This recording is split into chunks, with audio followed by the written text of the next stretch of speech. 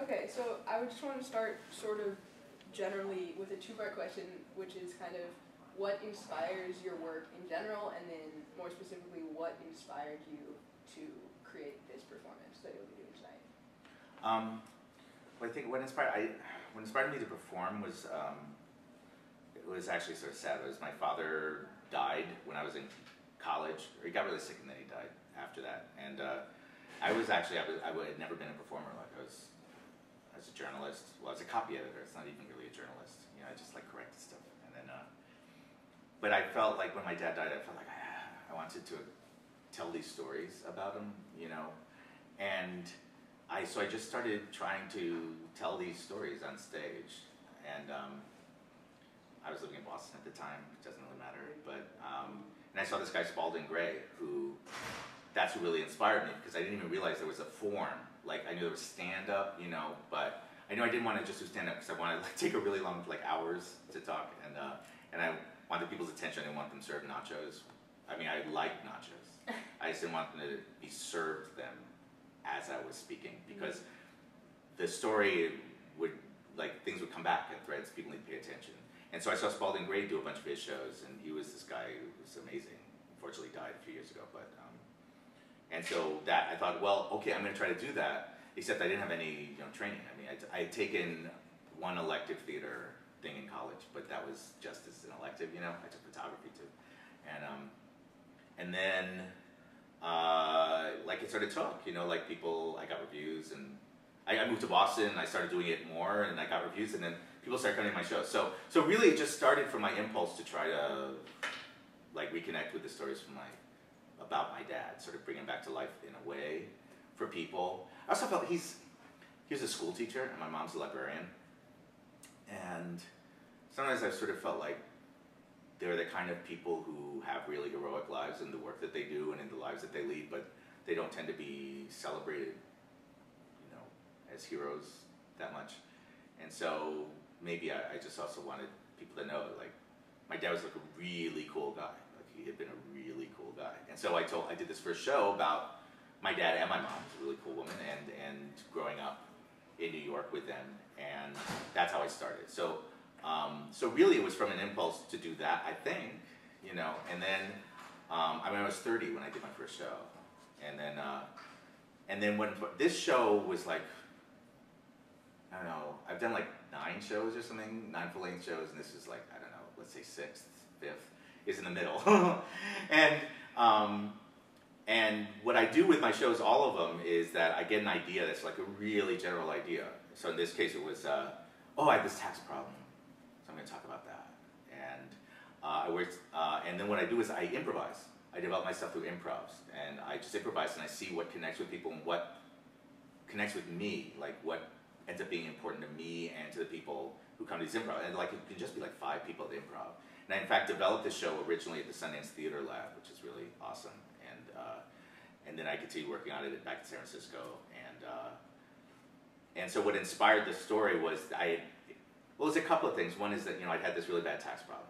But it was also, I really like subjects that seem like they'd be horrible subjects. So like taxes, tax law. Like you don't really think of that as like being really accepted. I mean, people, like it's not the first thing. It's not like if you went to the multiplex, there probably wouldn't be, like right now, a lot of movies about tax law. There'd be more just about fighting and love and stuff. So I like that. And so I thought I want to sort of get to the emotion in tax law, but there was something else too, and that was sort of the sneaky part of the show.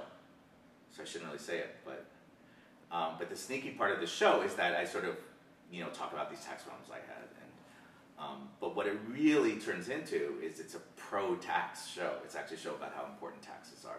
So the show's called Love and Taxes. So there's a couple of, ways that love come in. One is that my girlfriend at the time got pregnant, and she said that we need to get married by the time the baby was born, but she wouldn't marry me until I solved my tax problems. So I had to solve my tax problem before the baby was born. And that's sort of like the exciting, suspenseful story. But what happened is in wanting to get out of it, my character finds out that, like taxes are really important. And for example, like my girlfriend, who's not my wife, is a public school teacher in Vallejo, right? her school's falling apart, right? You know, schools are really, really poorly funded. And they were then, and they're worse off now. And like, what pays for those? You know, those taxes, tax dollars. So it's sort of like, in a way, it's like almost, it's, I hope not pedantic or anything, but it's like I have a message, sort of, you know, taxes are good. I mean, they're pain, but you know.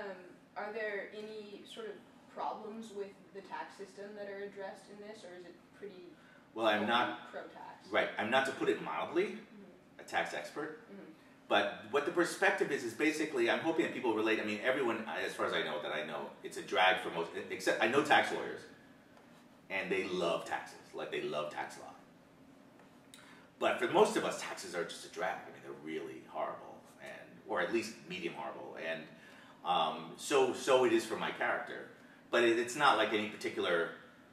There is a point later on where I get to complain about aspects of the tax system, the distribution not being fair to me, and the way the taxes not collected being fair. But there's someone who tells me if I want to make those changes, if I don't like the way the tax law is written it's written based on what our elected representatives, the laws that they pass. So if I want to change the system, I need to elect new people, which is appropriate. It's timely as we're doing this interview.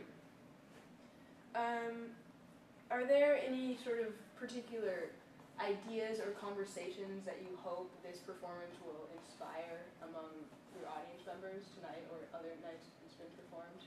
Oh yeah, I performed it a lot around the country. Well, we're going to actually talk. There's going to be a talk on stage, so we're going to talk. I'm going to talk with like actual 2 tax professors, and then this guy. I guess a bunch of federal tax judges happen to be in town now, and so one of them's going to be on stage with us as well. So we'll talk about like tax stuff. But I think the basic thing for me, I mean, a lot of it's just really silly because it's just I say a lot of stupid things. But I guess the thing I just sort of hope for is just, well, one, that people are entertained. You know, that it's entertaining. I mean, that's a really big deal. And then another thing is, you know, that we're all connected. You know, that we are, and you know, government is important, and it's important to support our government. It's important. I mean, there's such a reflexive thing. I don't think it's been forever. I mean, taxes have always been a drag for people throughout history. But like starting in my understanding, again, around the 70s or so, especially starting in California with Prop 13, like it became a thing for politicians that basically they could get a lot of more votes by saying that they were going to cut taxes. So like everyone said we're going to cut taxes, and then they did cut taxes, and they cut taxes, and then all these things are like falling apart. All these public things, public schools and public libraries, public hospitals and the roads, and FEMA, and you know, all of these things. And so, but here I'm ranting. See, I don't do this in the show. I don't rant. I rant a tiny bit, but I rant in character. So hopefully it's okay. Are there themes in this performance that run through your other works as well? Well, something that I try to keep it out. I tend to talk about my dad, and I do in this piece as well. And I tend to talk about the kind of upbringing I had from my parents, which was unusual in that they were communists. And so I was raised, as I talk about it, my first piece is Red Diaper Baby is called. It's all about me thinking I was going to lead a revolution in America, a communist revolution, and how that didn't happen. Although people sort of guess that. But anyhow, so that's what that piece is.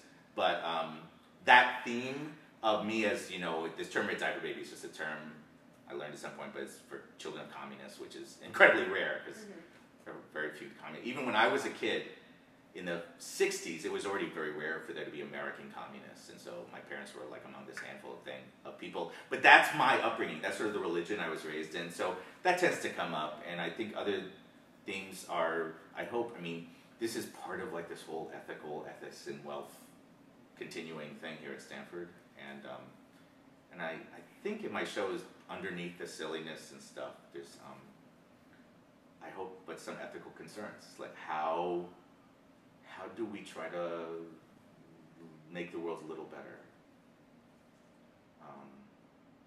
There tends to be a lot of, you know, in my shows, always a lot of failure on my part, and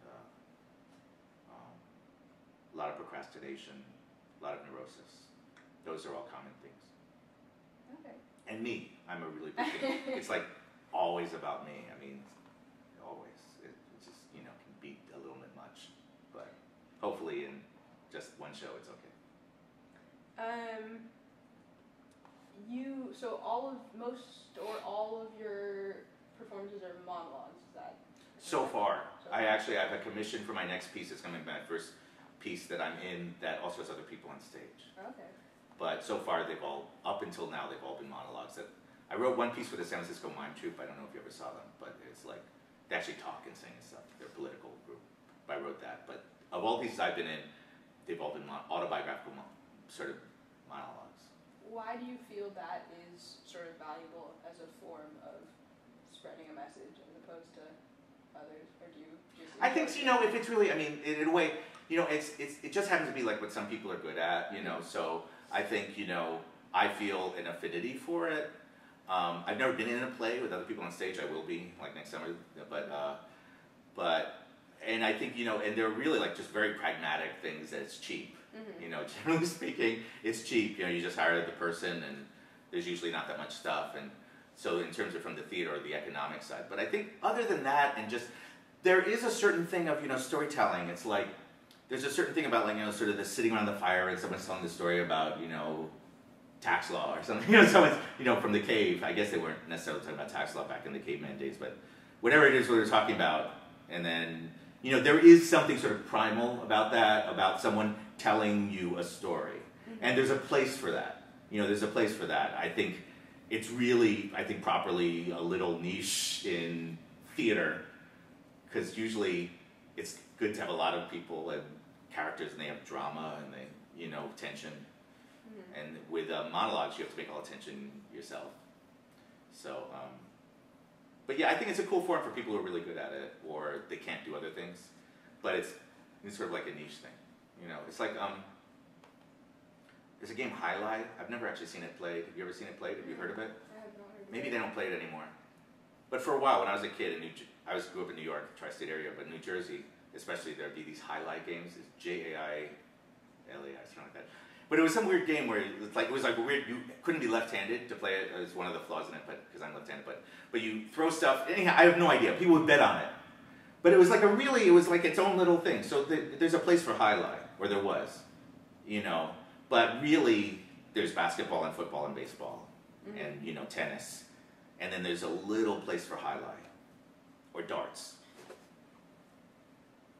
Okay. And then sort of to close, you hit on this a little bit, talking about the play you're going to be in, but what sort of plans do you have for the future with your performances? Well, I'm going to keep touring with my monologue. I keep all my monologues going, mm-hmm. so I'm going to tour with them. I'm going to teach for the first time. I'm going to teach at Stanford. Oh, okay. Yeah, starting in the winter quarter. I'm teaching a class called Ethics and Storytelling. Oh, cool. And I've never taught anything before, like preschool or nothing, so I'm really excited. And then I'm going to continue to tour with my monologues, and then I'm going to open this new piece in Berkeley in next summer, summer of 2013, called Sea of Reeds. It's actually about the Book of Exodus, you know, which comes to the Red Sea, which is sometimes called the Sea of Reeds, and then it's also about playing the oboe, which I used to do again, and so that's going to open next summer, and then this monologue that I'm doing here tonight, Love and Taxes, I'm making into a movie. I made a movie previously with my brother. It was based on another monologue called Haiku Tunnel, but it's a movie, like with me and other people in it. Like, you can get it on Amazon or whatever, and you know, iTunes, and so we made that movie like 10 years ago, and now we're making a movie based on Love and Taxes. And again, this is with me as playing me, but other people playing other people, and that movie hopefully will be done in a few months, and then it'll be like playing at a theater near you, movie theater, and then, you know, on TV and computers and stuff. So those are the things I'm working on, that theater piece and the theater piece in the movie.